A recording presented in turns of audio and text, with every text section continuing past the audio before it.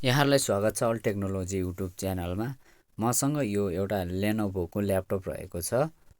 यो अन हुने अनि झ्याप्प अफ हुने भइरहेको छ। मैले सब चेक गरिसकेँ। यसको चाहिँ बोर्डहरू पनि ठिकै छ। यसमा चाहिँ किबोर्डको समस्या हो। किबोर्ड कसरी चेन्ज गर्ने स्टेप बाई स्टेप यो भिडियोमा चाहिँ मैले हजुरहरूलाई देखाएको छु। कृपया यो भिडियोलाई चाहिँ स्किप नगरेर अन्त्यसम्म हेर्नु होला है। म यसरी नटहरू खोल्नु होला सुरुमा।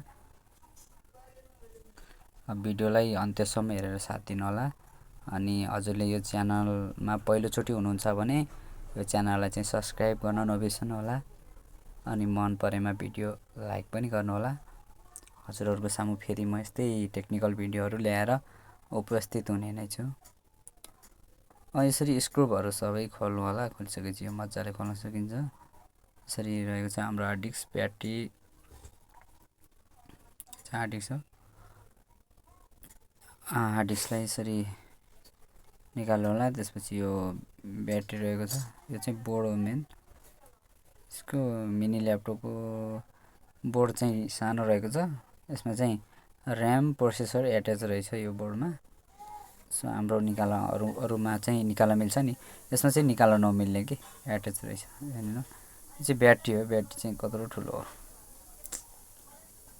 यो चाहिँ ब्याट्री पनि एट्याच रहेछ कि भित्रबाटै।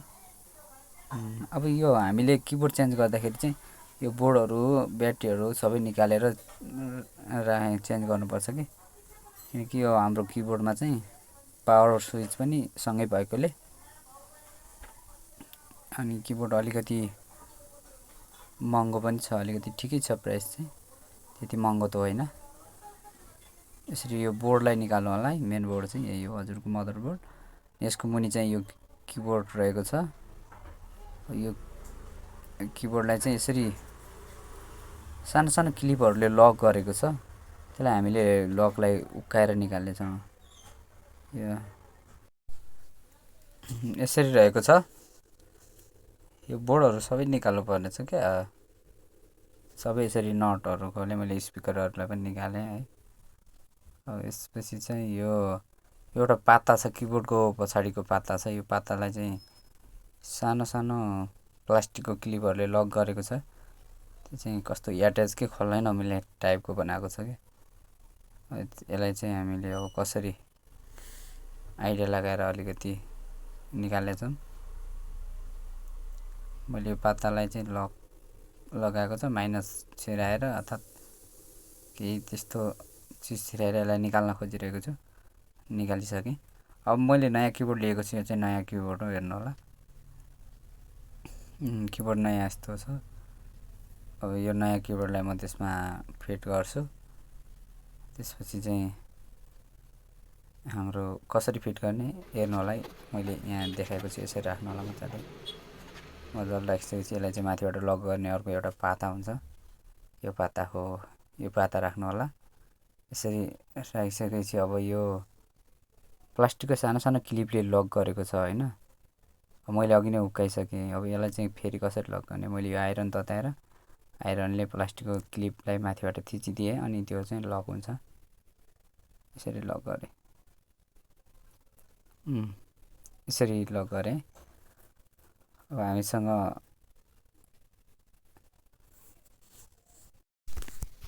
किबोर्ड चाहिँ राखिसकेँ मैले। अब बोर्डहरू ब्याट्रीहरू अब यसरी निकालेको ठाउँमा चाहिँ फिट गर्नु होला। यो चाहिँ माथिको यो पाता पनि मैले फिट गरिदिइसकेँ। बोर्डको माथिको पाता यसलाई चाहिँ हिटसिङको लागि लगाएको जस्तो लाग्छ। यो चाहिँ हार्ड डिस्क पनि यसरी फिट गर्नु होला। यसरी यो चाहिँ स्पिकरको कनेक्सन हो, स्पिकर।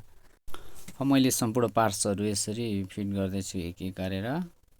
हेर्नुहोस्, फिट गरिसकेपछि अब एकताल हेर्नु पऱ्यो नि अन हुन्छ कि नै होइन। म यसलाई एकताल अन गरेर हेर्छु।